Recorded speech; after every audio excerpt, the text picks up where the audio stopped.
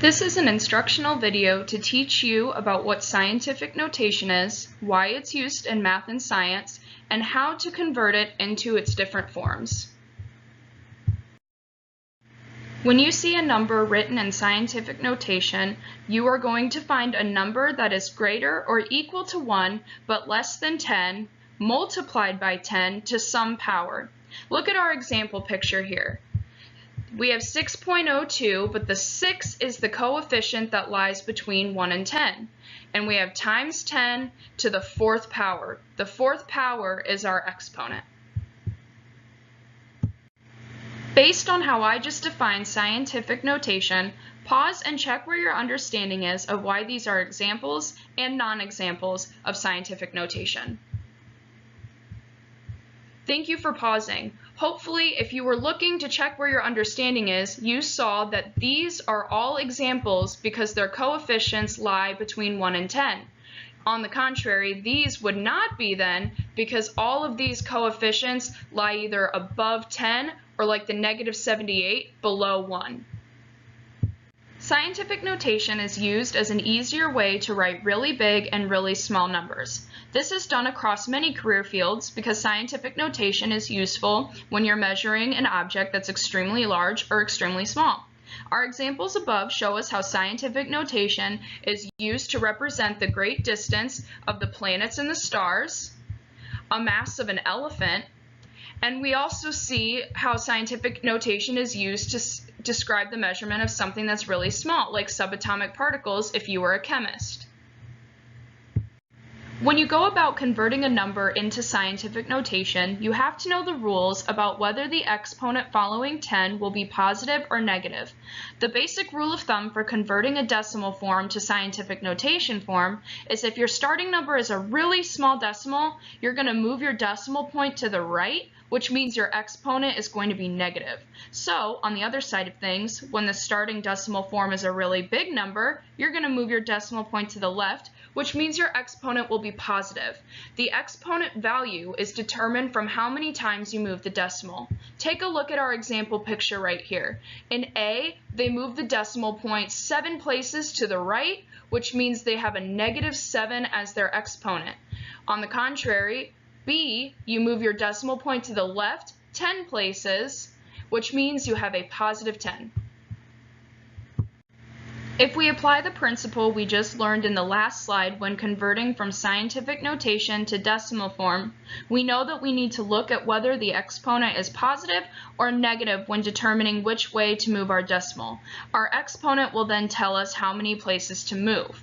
When converting from scientific notation to decimal notation, we have to pay close attention because it can be kind of tricky.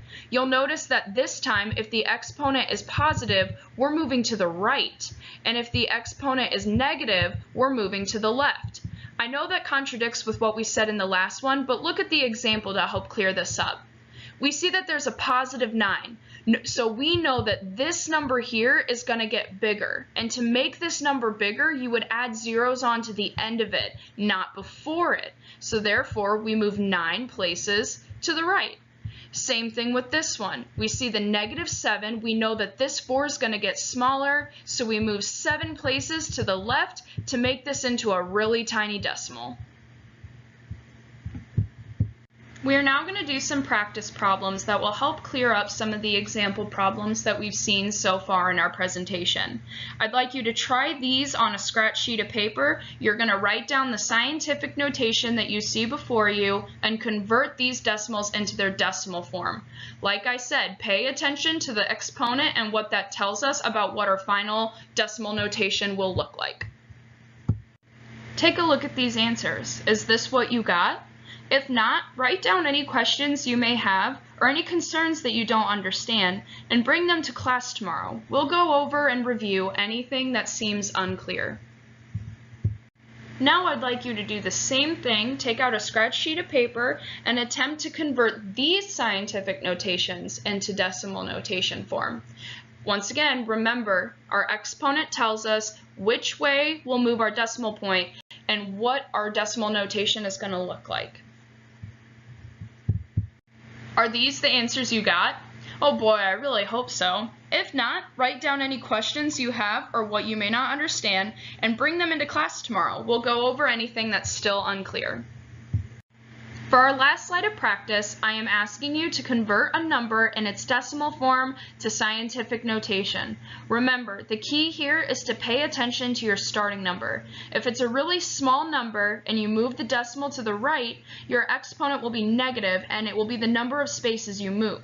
If your starting number is really big, you're going to move your decimal to the left, which means your exponent will be the positive number of spaces that you move it. By now, you probably know what to do. Go ahead and check your answers with the answers that I have listed here. Are these what you got? I hope so, but if not, don't worry about it. Write down any questions you have or what you may not understand and bring them into class tomorrow because we'll be going over anything that is still unclear. So that's all for this video on scientific notation. I hope you agree with me when I say it really isn't that difficult with a little practice. I hope you learned something new about why it is important and you're feeling confident with its conversions. If you need more practice with anything, we'll review in class, but until I see you again, Miss James is out.